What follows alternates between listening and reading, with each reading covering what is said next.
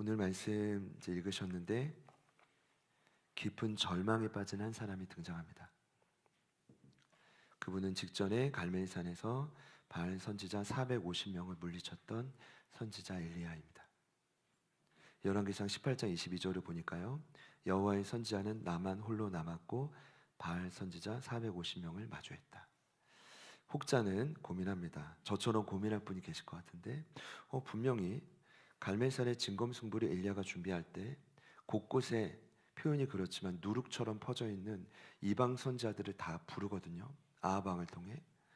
그때 바알 섬기는 450명, 아세라 섬기는 400명, 도하 850명인데 말씀을 보면 450명을 물리쳤다고 합니다. 이런 해석이 맞는 것 같아요. 원래 아세라 선지자는 바알에게 종속되어 있기 때문에 대표성을 띠고 450명이 엘리야 한 사람과 맞붙은 것입니다. 중요한 건 엘리야가 그 전투에서 패배했습니까? 승리했습니까? 승리했죠. 맞죠? 그들이 만든 번제물에는 불이 떨어지지 않았지만 엘리야가 만든 번제물에는 가뭄이 극심할 때이지만 충격적인 건 도랑에 물을 철철 흥건히 뿌립니다. 왜냐하면 혹시나 의심할까 봐요. 엘리야가 기도하자 즉시로 하늘에서 불이 떨어져 그곳을 태웠잖아요. 그래서 결과는 열왕기상 18장 40절을 보니까 그들을 모두 기손 시내로 가서 죽여버립니다. 이 단어를 보면 끝이 나지 않는 죽임. 그러니까 수백 명을 엘리야가 죽일 때 어떤 마음이었을까요? 두려웠을까요? 아니요. 담대한 승리에 기적에 도취돼서 적들을 물리쳤을 것입니다. 이것이 직전에 있었던 일입니다. 근데 지금은 깊은 절망에 빠져 있다는 겁니다. 이해되세요? 또 엘리야는 과거로 보면 사르밧 과부의 죽은 아들을 살렸었고 강력한 가뭄을 그치게 했던 기도의 통로였습니다. 이 승리가 직후에 아합 왕에게 말합니다. 큰 비가 올 겁니다. 가뭄이 끝날 겁니다. 꼭대기에 올라가서 뭘 하느냐? 제가 일부 예배 때 그랬습니다. 이것이 하나님의 사람의 특징이다. 감동 주시면 숨기지 않고 일단 선포하고 두렵지만 꼭대기에 올라가서 기도하는 겁니다. 여러분 선포하시기를 축복합니다. 기도하시면 되잖아요. 기도할 용기와 결단이 없으니까 말로 내뱉지 못하는 거죠. 그 선포하고 올라가서 이제 부랴부랴 무릎을 땅에 붙이고 얼굴을 땅 속에 박고 그가 7차례 아마 그 기도였을 겁니다. 왜냐하면 사환의 기도 7차례 확인해 보라고. 그랬더니 조각구름이 보이기 시작했다랍니다. 여러분의 인생에 회복의 조각구름이 가뭄을 적시는 단비를 원하신다면 방법이 있습니다. 꼭대기에 올라가서 거기 너무 어려우면 성전에 오셔서 무릎을 꿇고 얼굴을 땅 무릎 사이에 박고 아마 기도하시면 엄청난 응답이 있게 될 줄 믿습니다. 안에서 문제죠. 여러분 그러니까 우리는 아직 가능성이 많다고 저는 확신합니다. 그런 차원에서 그런 인물이었습니다. 그랬던 그가 오늘 자신의 생명을 보존하기 위해 남쪽 끝이죠. 남쪽 유다 경계인 브엘세바로 황급히 도망갑니다. 근데 거기서 그치지 않고 브엘세바까지는 사환 종이랑 같이 갔는데 종을 거기다 두고 홀로 더 깊은 광야로 들어갑니다. 거기가 어디냐? 로뎀 나무가 있는 곳입니다. 그러니까 실은 로뎀 나무는 여러분 이름을 정할 때 좀 조심하셔야 됩니다. 거기서 실은 분위기가 심각했던 나무입니다. 나무는 풍성할지 몰라도 햇빛이 가려줄지 몰라도 거기서 엘리야가 뭘 했냐면 오늘 4절을 보니까 여호와여 넉넉하오니 이 말은 이제까지도 충분하니까 지금 내 생명을 거두시옵소서. 쉽게 말하면 죽여달라는 것입니다. 죄송합니다. 이 주일 아침에 제가 너무 이렇게 심각한 말씀 드리는 것 같지만 그런데 성경을 자세히 보면 저희가 추종하는 하나님의 사람들은 좋은 모습만 기록되지 않습니다. 부끄럽고 연약한 모습을 그대로 노출합니다. 절대 숨기지 않습니다. 왜냐? 그것이 기독교의 본질이기 때문입니다. 인간의 끝없는 한계, 반대로 하나님의 끝없는 무한하심, 지속적으로 강조합니다. 여러분 이해가 되세요? 이것이 기독교의 본질입니다. 여러분은 끝없이 연약할 거고 그러나 하나님 끝없이 무한하실 것입니다. 믿으시는 분들만 아멘을 보시죠. 여러분 북이스라엘의 갈멜산에서 오늘 남유다의 브엘세바까지는 직선 거리로 최단 거리가 250km. 흔히 단에서 브엘세바라고 합니다. 이스라엘 전 영토입니다. 한마디로 땅 끝으로 도망간 것입니다. 그래서 제가 고민해 봤더니 우리나라 보통 땅 끝하면 진도인데 우리 윤영 전사님 도망가기 쉽겠다. 진도가 고향이니까. 오늘 말씀과 전혀 상관없는 내용일 수 있습니다. 혹시 나는 진도로 도망가겠다. 저 예전에 고성에 있었는데 나 강원도 고성으로 도망가겠다. 그런 분이 있을 수 있다고 생각하는데, 근데 거기서 끝이 아니라 도망 한번 시작하면 거기 끝이 아니에요. 거기서 홀로 이 사환을 두고 그가 하룻길 광야를 더 돌아옵니다. 하룻길은 보통 3-40km, 도합이면 거진 300km에 가깝습니다. 여러분은 이 현상을 어떻게 생각하십니까? 참으로 초라하고 안타까운 도망자의 신세 아닙니까?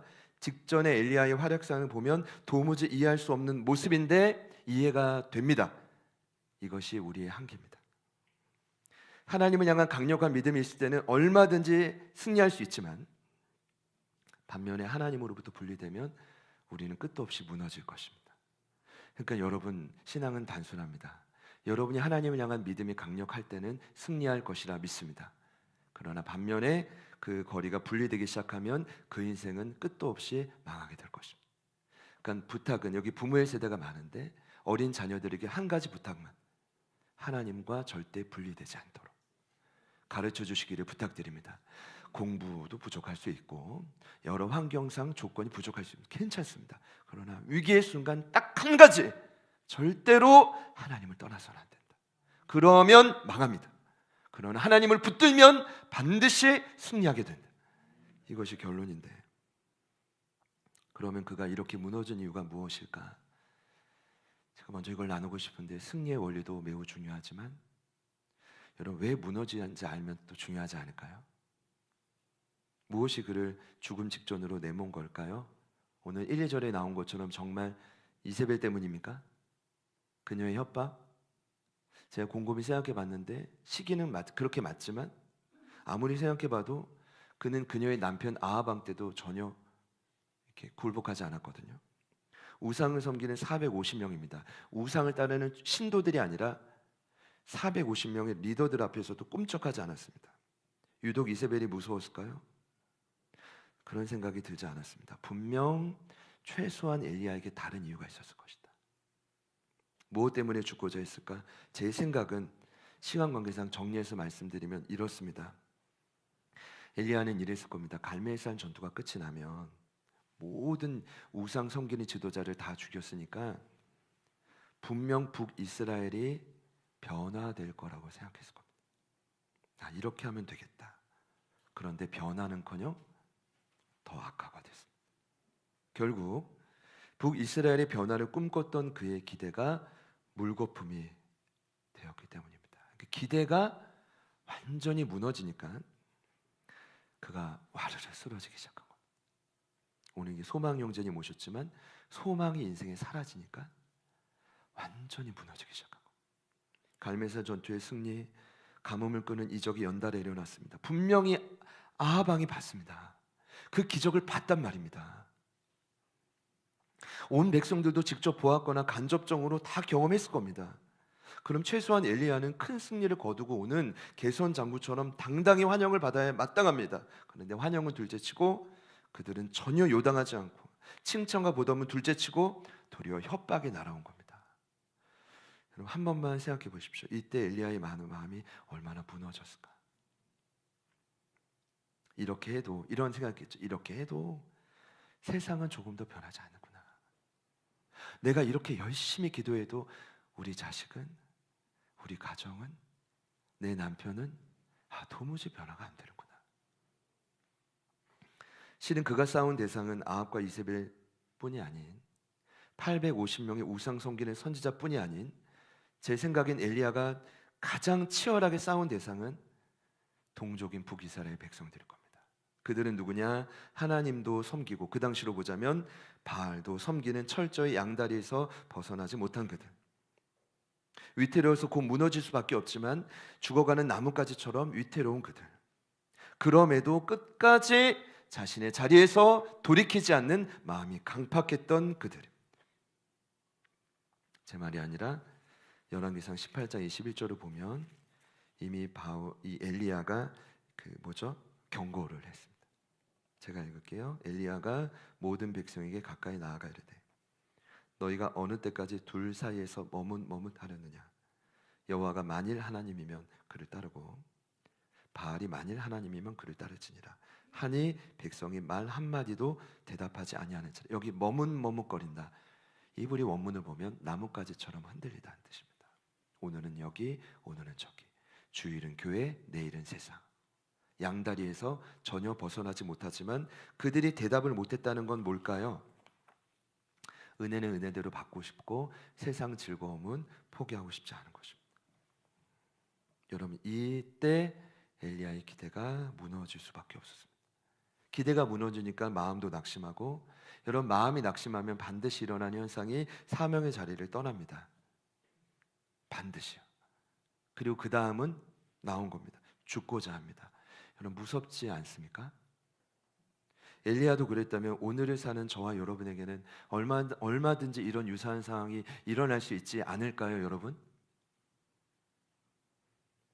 제가 너무 과대망상입니까, 이거? 심각하게 고민하는 겁니까? 여러분, 이런 유사한 상황이 벌어지면 1차적으로 마음이 무너질 거고 2차적으로 사명과 상관없이 살다가 마지막은 인생을 그대로 죽고자 할 것입니다. 바라기는 그런 일이 우리 제자들 교회와는 거리가 먼 이야기이기를 바라지만, 혹시 이 자리에 2부 예배를 드리시는 분들 중에 엘리야와 같은 처한 상황에 계신 분이 혹 계십니까? 아니면 이런 유사한 일을 당할 것 같은 환경적 압박감을 겪는 분들이 혹 계신가요? 제가 한 가지 부탁은, 오늘 짧은 시간이지만 이 말씀을 통해 여러분이 꼭 돌파의 원리를 깨달으시기를 축복합니다. 그리고 아무도 여러분이 강조하지 않겠지만 진리의 성령님 안에서 스스로 결단하시기를 축복합니다. 여러분, 절 따라해 보시죠. 남 걱정은 안 하겠습니다. 예수님 베드로에게 그랬거든요. 베드로가 마지막에 요한을 걱정하니까, 야, 너랑 상관없어. 너만 날 잘 따르면 돼. 여러분, 부탁드립니다. 여러분이 스스로 꼭 돌파해 가시기를 축복합니다. 그러면 여러분의 다음 스텝은 걱정할 필요가 없습니다. 자, 그런 차원에서 초월적인 힘을 발휘해 땅끝으로 도망간 엘리야가 어떻게 회복되었을까?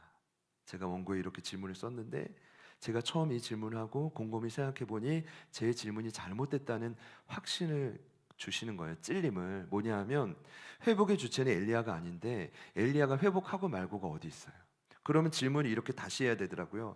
엘리야가 어떻게 회복됐느냐가 아니라 하나님은 엘리야를 어떻게 회복시키셨는가. 그러니 여러분, 자유하셔도 됩니다. 회복의 주도권이 여러분에게 있지 않고 누구에게 있다고요? 하나님에게 있다는 거죠. 저는 여러분 걱정하지 않습니다. 이 자리에서도 예전에 제가 새벽에 나누었지만, 금요일에도 나누었지만, 여전히 시간이 갈수록 자신만만한 건 어차피 여러분을 고치시는 건 제가 하는 게 아니라 하나님이 하시는 일이에요. 어차피 여러분이 마주한 위기는 누가 돌파하게 하시냐면 하나님이 하시는 거예요. 그러니까 질문을 다시 하자 이거죠. 어떻게 하나님이 그가 마주한 위기에서 엘리야를 돌파하게 하셨는가? 이 질문이 이해되십니까? 좋습니다. 자, 원리를 제가 간단히 말씀드리면, 먼저 그를 일으켜 먹이십니다. 첫 번째, 5절부터 8절의 내용을 보니까요, 이게 원리야 라고 할 수 있는데 들어보세요. 일단 그를 살리려면 하나님이 그를 먹여야만 했어요. 참 감사한 건 하나님이 엘리야에게 찾아가셔서 아무것도 묻지 않아. 너 뭐야? 갑자기 왜 이래? 옆에 있는 분들께 해볼까요? 너 뭐야? 그렇죠? 이것만 해도 느낌이 오시죠? 기분 나쁘거든요. 나도 내가 잘못된 걸 알아. 근데 너 갑자기 왜 이래? 교회 생명 걸고 왔는데 갑자기 왜 잃어버리면 얼마나 힘들겠습니까? 죽을 똥살똥 왔는데. 그러니까 하나님 이런 표현 전혀 없이 무조건 천사를 보내서, 들어보세요, 어루만지고 일으키셔서 먹이십니다. 이거 쉽게 제가 풀어보면 이런 겁니다. 300km를 걸어갔으니까 뭉치고 지친 근육을, 자, 전문 마사지 있는 천사들을 통해 풀어주시고 죄송합니다. 와, 마사지 이렇게 받을 수도 있구나. 제가 좀 정신이 이상합니까? 그런 일이 일어날 수 있다는 거죠. 아멘이십니까? 그리고 설득시켜요. 제발 좀 일어나. 밥 넣어줄 테니까 일어나봐. 그 입을 벌리셔가지고 맛있는 음식을 넣어주신다는 거죠. 저는 이 장면을 이렇게 적용해 봤습니다. 현실의 필요를 채우시는 하나님의 손길. 하나님 굉장히 인격적이시구나. 일단 먹이지 않으면 육체를 가진 우리는, 엘리야는 진짜 죽을 수도 있거든요. 그럼 하나님 얼마나 손해입니까? 제가 죽으면, 여러분 여기서 포기하면 하나님 이제까지 이렇게 애쓰고 달려가지고 데려오셨는데 얼마나 손해입니까? 그러니 하나님 인격적이고 굉장히 현실적인 분. 하나님 어떤 분이라고요? 현실적인 분. 초월적인 분인 동시에 이 땅을 사는 우리에게 찾아오실 뿐 아니라, 얼마든지 공감하실 뿐 아니라 정확한 우리의 필요를 채워주시는 분. 여러분 그거 아세요? 고등 종교를 연구해 보면 수많은 세계의 고등 종교들 중에 그렇게 하는 신은 하나님밖에 없어요. 인생을 포기한 자를 세우시는 장면 중 가장 먼저 하신 일은 일단 먹이셨다. 요한복음 21장을 보니까 지난주 금요일에 나눴죠. 어제 묵상 본문인데, 마치 물고기 잡으러 도망간 베드로에게, 허탕친 베드로에게 153마리의 물고기를 선물해 주십니다. 우리 경준 집사님 그날 영상 혹시 보셨습니까? 제가 전 세계에서 가장 유명한 축산물 가게 이미지를 비춰준 우리 153 정육점. 근데 그 153 정육점의 그 153마리는 실은 깊은 절망에 빠져서 모든 걸 다 때려친 베드로에게 찾아가서 예수님이 주신 무조건적인 선물이 153마리. 이런 은혜가 우리 153 정육점에 있기를 축복하고, 이런 기적 같은 일이죠. 그리고 아무 말 없이 조반을 차려주시는 예수님. 어디서 떡도 가져오셨단 말이에요. 고기도 구워주시고 떡도 주시고. 저 같으면, 죄송합니다, 한 번 더 말씀드리면 153마리 다 날 거를 베드로 입에 진짜 넣을 수도 있어요. 먹고 죽으라. 내가 이렇게까지 부활한 몸으로 이렇게까지 널 찾아와서 이렇게까지 연기를 해야 되냐고, 언제 정신 차릴 거냐고, 질문 한마디도 없이 최선의 음식을 차려주시는. 여러분 꼭 먹는 게 아니어도 여러분이 이 땅을 살며 가장 필요한 현실의 필요를 정확히 아시는 분은 여러분의 가족이 아니라 우리 하나님. 그리고 오늘 말씀을 보니까 한 번이 아니라 두 번. 이 말은 뭘까요? 두 번 하고 땡이 아니라 하나님은 지속적으로 여러분의 필요를 채워주실 겁니다. 오늘 이 자리에 엘리야와 같이 기대와 다른 삶의 환경이 자꾸 펼쳐져서 깊이 낙심한 분이 계십니까? 너무 지쳐서 땅끝은, 진도는 아니어도 어디든지 내가 숨겠다 라고 생각하며 한 주를 보내시다가 오신 분이 있습니까? 바라기는 오늘 하나님이 친히 엘리야에게 찾아가서 먹여주셨던 것처럼 여러분의 필요를 채워주신 은혜가 있기를 축복합니다. 왜냐하면 그렇게 고민하고 있다는 것은 그게 풀어지지 않으면 살 수 없다는 게 아닐까. 제가 너무 솔직합니까?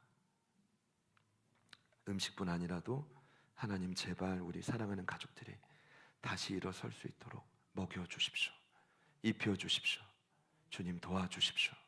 기도하시기를 축복합니다. 그런 분이 있다면, 그 다음은 두 번째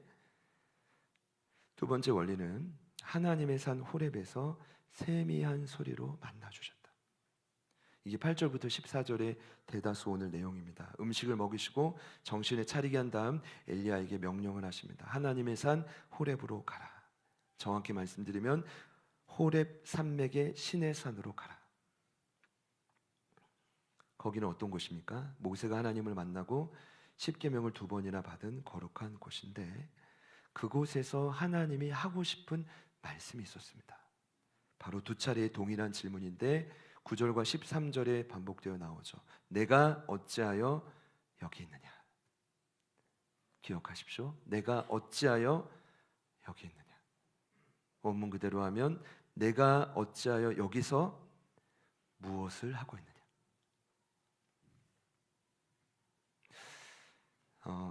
제가 여러 차례 말씀드렸지만 하나님의 질문은 좀 특이합니다. 의문보호에 3가지가 있다고 했죠. 질문, 의문, 발문입니다. 질문은 질문자가 답을 모르는 경우입니다. 대답자만 알고. 의문은 둘 다 모르고, 발문은 거꾸로. 오히려 질문하는 사람이 답을 알고 대답할 자가 답을 모르는 경우. 그럼 성경에 나온 모든 하나님과 예수님의 질문은, 오늘 하나님의 질문도 실은 발문인 거죠. 최초의 발문이 어디서 나옵니까? 창세기 3장 9절에 죄를 짓고 숨어있던 아담에게 뭐라고 하시죠? 아담아, 내가 어디 있느냐? 그의 속마음을, 아픈 상처를 스스로 마주하게 해주시는 그런 질문입니다. 그런데 오늘 이 질문에 대해 그 엘리야가 이렇게 답변합니다. 내 열심히 유별하오니 오직 나만 남았습니다. 여러분 따라해 보시죠. 나만병. 제가 이렇게 붙여봤습니다. 일명 나만병. 열심히 유별하다는 건 과거의 특심이라고 표현했는데 질투한다는 뜻입니다. 하나님 우상들을 질투했던 것처럼 엘리야가 그 마음을 받아서 나도 우상들을 질투하며 여기까지 왔는데 결론은 나만 남았다는 거예요. 여러분, 교회에서도 무슨 일을 할 때 나만 할 수 있다고 생각하는 게 제가 볼 때는 영적으로 가장 고약한 병입니다. 정말 무서운 병입니다. 이 나만병은 아주 매우 심각한 병입니다. 여러분 기억하셨으면 좋겠는데 결론은 뭐냐? 엘리야는 여전히 이렇게 힘이 들고 먹었지만 교만하고 타인에 대한 외롭고 그리고 하나님께 대한 섭섭하다. 다시요. 교만하고 외롭고 섭섭한 마음을 이 질문을 통해 들추셨는데 잘 들어보세요. 이 첫 번째와 두 번째 질문 사이에 하나님의 특별한 치료법이 들어갑니다. 제가 이렇게 정리를 해봤어요. 그 치료법은 뭐냐 하면 여호와의 산에 서라, 내가 어디 있는지 너에게 보여줄 것이다. 한마디로 내가 너와 함께 있는 걸 보여줄 테니 서라. 그런데 처음부터 보여주시면 좋은데 처음에는 강한 바람을 통해 산과 바위를 부수는데 거기에 안 계시고, 잘 들어보세요. 지진이 일어나는데 거기도 없고, 불이 지나가는데 불 속에도 계시지 않고, 어디에 계셨을까요? 오늘 말씀을 보니 세미한 소리, 때마마다카, 뜻은 아주 작고 평온한 소리 가운데, 하나님의 말씀 가운데 그분이 함께 하셨다는 겁니다. 제가 고민이 많았습니다. 도대체 이 세미한 소리는 무슨 내용이었을까? 근데 여러분, 제 착각이었습니다. 성경에 없는 내용은 굳이 알 필요가 없다. 그럼 이 소리를 통해 하나님이 엘리야에게 보여주고 싶었던 치료책은 뭐냐? 내가 너와 함께하고 있다는 것을 알려주는 것입니다. 여러분 이해가 되십니까? 세미한 소리를 통해 분명히 엘리야는 그 하나님의 산에서 주의 임재를 느끼고 큰 위로를 받았을 것입니다. 그리고 또 깨달았을 겁니다. 아, 사람의 변화는 외적인 이적으로 일어나는 게 아니구나. 왜냐? 엘리야가 평생 했죠. 불도 내리고 비도 내리고 죽은 자도 살렸지만 그 표적과 이적 때문에 사람들은 안 변했어. 잘 들어보세요. 언제 사람이 변하는가? 하나님의 세미한 소리, 작고 평온한 음성이 단 한마디라도 하나님의 전에 사모하는 마음으로 나온 심령에 닿을 때 그 영혼이 변화되기 시작한다는 거예요. 여러분 제 말을 믿으시기를 축복합니다. 제 말이 아니라 성경에 기록된 말이에요. 그래서 저는 이렇게 기도했습니다. 하나님, 부족하지만 오늘 이곳이 하나님의 산 호렙이기를 소망합니다. 온라인으로 예배하시는 분들이 그것도 그리 되기를 소망하는데 중요한 건 단 한마디라도 세미한 소리가 그 영혼에 닿는 것입니다. 여러분, 표적으로 사람이 바뀌지 않습니다. 기적으로 변화되지 않습니다. 하나님의 말씀으로 변화될 수 있습니다. 여러분 한 번 더 기억하시기를 축복합니다. 누군가에게는 오늘이 주님의 임재와 만남이 그런 회복의 통로가 되지 않을까. 그리고 마지막입니다. 마지막은 구체적인 명령인데 바로 너는 내 길을 돌이키라. 오늘 마지막 이 원리가 제목인데요. 같이 따라해 봅시다. 너는 내 길을 돌이키라. 우리 15절 말씀 마지막으로 같이 한번 읽어볼까요? 자, 시작. 여호와께서 그에게 이르시되 너는 내 길을 돌이켜 이르거든 하사엘에게 기름을 부어 아람의 왕이 되게 하고. 저를 보시죠. 제가 참 하나님 신기한 게 오직 나만 남았다고 막 하잖아요. 나만 남았다. 그랬더니 여기서 분명히 뭐래요? 너는이라고 하죠. 하나님이 뒤끝이 있는 거예요. 오직 나만이라고 했으니까 내가 너를 고치겠다고 그런 의미로 저에게 좀 다가왔는데, 여러분 신기한 건 첫 번째와 두 번째 질문 세미한 소리가 있음에도 불구하고 잘 들으세요. 엘리야는 전혀 변하지 않았어요. 주님의 임재와 음성을 들으면 바뀌어야 되잖아요. 분명히 눈물도 흘리고 감동도 있었을 겁니다. 그런데 놀랍게도 전혀 바뀌지 않았어. 차이점 딱 하나. 첫 번째 질문 때는 굴 속에서 질문을 들었고, 두 번째 질문은 굴 어귀에 서서 들었어요. 제가 처음에는 이렇게 설교해야 되나? 세미한 소리를 들었더니 굴 속에 누워있다 소리 듣다가 서서 들은 것도 변한가? 라고 했더니 성령님이 저를 보고 웃으시는 것 같더라고요. 그거 아니야. 성경 있는 그대로 풀어야지. 있는 그대로 말씀드릴게요. 세미한 소리를 들었어도 엘리야의 교만함, 엘리야의 섭섭함, 엘리야의 외로움이 해결이 되지 않았어. 여기 그대로 나왔잖아요. 세미한 소리를 듣고 어찌 여기 있느냐 했더니 또다시 남한병에 걸려있어. 그런 자에게 오늘 하나님 마지막 사인을 주십니다. 여러분 이게 무슨 말일까요? 제가 고민하다가 확신을 갖고 내린 결론이 있어요. 그게 바로 뭐냐 하면 하나님이 엘리야를 더 이상 설득하지 않으신다. 무슨 말이냐 하면 더 이상 설득하지 않아요. 어린아이처럼 달래지 않아요. 대신 명령하십니다. 제가 처음엔 이해가 안 됐어요. 그런데 확신한 건 이겁니다. 우리 하나님은 저와 여러분의 감정을 맞춰서 일하시는 분이 아니다. 어쩌면 저와 여러분의 감정이 휩쓸려서 넘어지는 걸 기다리지 않고, 어쩌면 저와 여러분도 그분의 명령에 다시 한번 순종할 때 우리의 고장난 감정도 회복될 수 있다. 여러분 제 설명이 이해가 되세요? 그분은 우리의 감정을 끝까지 회복돼서 내 길을 돌이켜서 사명의 자리로 가라고 한 분이 아니라, 우리의 감정이 아직 여전히 교만하고 섭섭하고 외롭지만 그 고장난 감정을 회복시켜 주기 위해서 구체적인 명령을 주신 분이에요. 이유는 그렇게 하지 않으면 어쨌든 우리는 계속 도루묵일 것이기 때문에, 여전히 오직 나만 거기에 휩싸여서 전혀 반응하지 못할 겁니다. 그래서 하나님이 명령하신 겁니다. 너는 내 길을 돌이켜라. 그리고 사명의 자리로 광야를 통해 가라. 정확히 말씀드리면 하사엘 예후에게는 기름 붓지 않아요. 근데 기도했겠죠. 엘리사에게는 기름 붓습니다. 중요한 건 내 길을 가던 길을 돌이켜 사명의 자리로 가지 않으면 결국 인생은 돌파되지가 않는다는 겁니다. 제가 이 결론을 내리고도 참 속상하지만 여러분 이것이 성경의 진리입니다. 어떤 분에게는 먹을 것만 채워줘도 돌파되신 분도 있을 거고, 어떤 분에게는 주님의 임재 아래 작고 평안한 소리로 돌파를 느끼는 분도 있겠지만, 아마 이 2부 예배에 참여하는 많은 분들이, 저는 대다수가 엘리야와 같은 형편이라면 여러분은 무엇을 하셔야 되냐면, 이제는 여러분의 감정만을 돌봐줄 것을 기대하지 마시고 가던 길을 돌이켜 사명의 자리로 확실히 가라. 돌파가 일어날 줄 믿습니다. 전략적 모호성이라는 단어가 있습니다. 사람들이 모호한 언어 구사를 씁니다. 본인이 문제를 몰라서가 아니라요, 이런 거래요. 정확히 본인 문제를 알지만 상대방의 공격을 피하려고 자꾸 모호한 단어를 쓰는 겁니다. 여러분 모호한 단어를 쓰다 보면 인생이 자꾸 모호해집니다. 희미해집니다. 정확하지 않아집니다. 정치나 외교에서 이런 말을 많이 쓴다고 합니다. 긍정도 부정도 하지 않고 피하는 언어들. 문제는 오늘날 우리의 신앙에서도 이 수법이 적잖게 쓰이고 있다.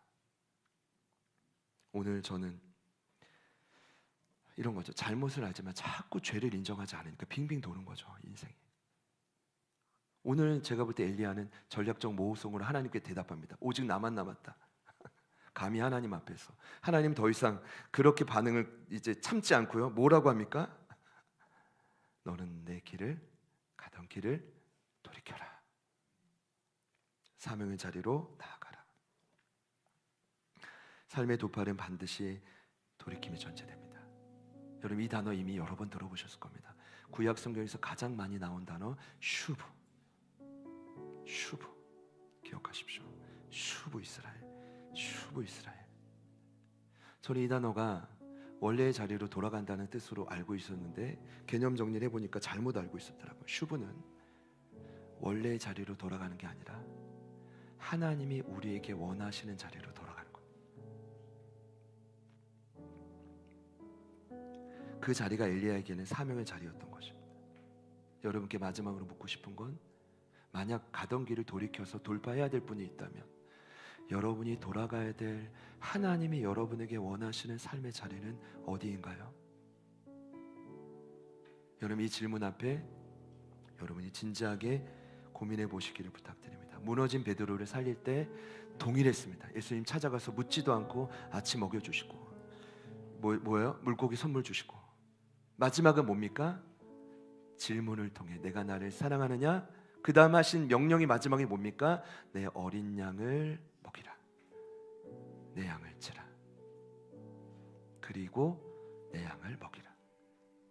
베드로의 감정을 이해하셨다면 그렇게 할 수 없지만, 결국 베드로의 인생은 내가 맡기신 그 영혼들을 돌보는 사명의 자리로 돌아와야 살아날 수 있다는 것을 예수님이 아셨기 때문에 다른 거짓말을 할 수가 없는 것입니다. 여러분, 여러분의 자리로 잘 돌이키실 수 있기를 축복합니다. 이것이 오늘 돌파의 마지막 원리입니다. 하나님이 아무리 반복해서 현실의 필요를 채워주셔도요, 또 세미한 주님의 소리로, 작고 평온한 소리로 마음의 위로를 주셔도요, 만일 여러분이 가던 길을 돌이키지 않는다면 그 이상의 돌파는 일어날 수 없을 것입니다. 제가 마지막으로 부탁드립니다. 여러분이 돌이켜야 될 그 자리, 그 모습을 향해 용기를 내셔서 돌아가실 수 있기를 축복합니다. 같이 찬양하실 텐데요,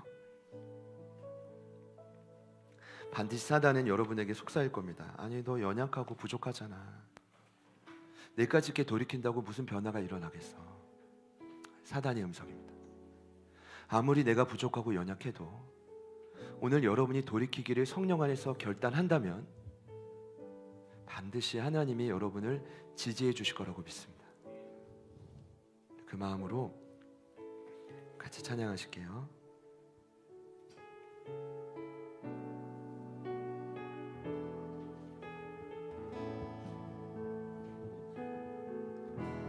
주여, 우린 연약합니다. 우린 오늘을 힘겨워합니다. 주 뜻 이루며 살기에 부족합니다. 우린 연약합니다. 주여, 우린 넘어집니다. 오늘 하루 또 실수합니다. 주의 그 길을 구하는 죄인입니다. 우리 주만 바라봅니다. 한없는 주님의 은혜 온 세상 위에 넘칩니다. 가릴 수 없는 주여, 온 땅 위에 충만합니다. 주님만이 길이오니 우린 그 길 따라갑니다. 그날에 우리 이루시 주는 완전합니다. 한없는 주님의 은혜, 한없는 주님의 은혜 온 세상 위에 넘칩니다. 가릴 수 없는 주여,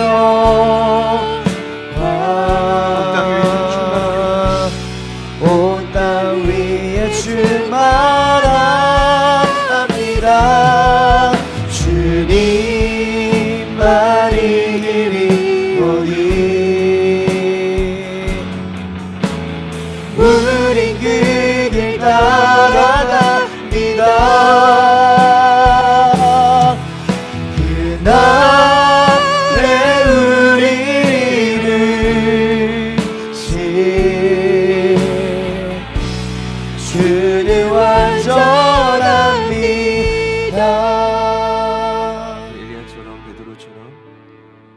마음으로 뜻뜨고 여러 번 원하는 곳으로 가다가 깊은 절망과 신음에 빠진 분들이 계십니까? 하나님 반드시 먹이실 거고 찾아오셔서 우리 돌보시겠지만, 하나님, 내가 원하는 길이 아니라 주님이 내게 원하는 그 길을 향해 돌이킬 수 있는 힘과 은혜를 허락하여 주십시오. 가릴 수 없는 주의 영광이 반드시 우리의 삶에 있게 될 줄 믿습니다. 기대하는 마음으로, 하나님, 어떠한 고장난 모습이든 반드시 내 삶에 엘리야가 누렸던 돌파의 원리가 경험될지어다. 경험될 은혜가 있게 하여 주시옵소서. 우리 기대하는 마음으로 우리 다 같이 주님 이름 부르시고 우리 다 같이 한번 합심하여 기도합니다. 주님, 우린 길 따라갑니다. 그날의 우리를 주님 완전합니다. 하나님의 누구와 능력으로 다시 한번 세워지게 하나님, 주의 상업이다. 결단하며 간과하며 쏟아갑니다. 하나님 도와주시오. 주님이 원하신다. 우리의 모든 현실의 필요를 채워주시오. 하나님, 얼마든지 우리에게 자고 평안한 소리로 하나님의 음성과 따뜻한 인자를 주실 수 있습니다. 그러나 여전히 변하지 못하는 우리의 모든 교만함, 우리의 외로움, 하나님을 향한 우리의 모든 섭섭함, 하나님 병에 걸린 우리의 모든 연약함들, 예수님의 능력으로, 하나님의 복음의 능력으로, 하나님 그 말씀의 능력으로, 하나님 돌이킴의 그 능력으로 다시 한번 세워지는 역사가 일어나게 하여 주십시오. 주님 도와주십시오. 주님 역사하여 주십시오. 하나님 도우시기를 간구합니다. 성령님 도와주십시오. 성령 하나님 도와주십시오. 성령 하나님 도와주십시오.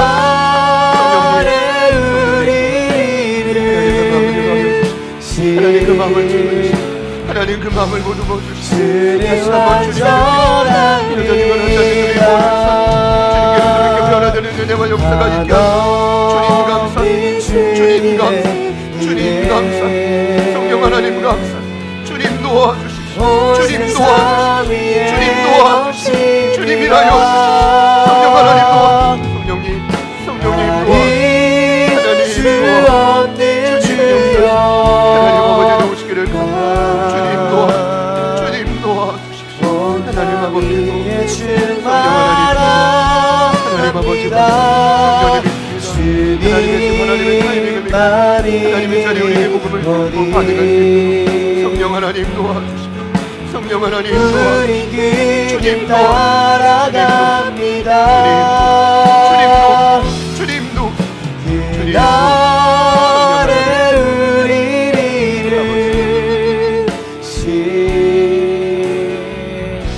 주는 완전합니다. 하나님의 타이밍도 믿고 변함없는 말씀, 진리의 능력을 저희가 믿습니다.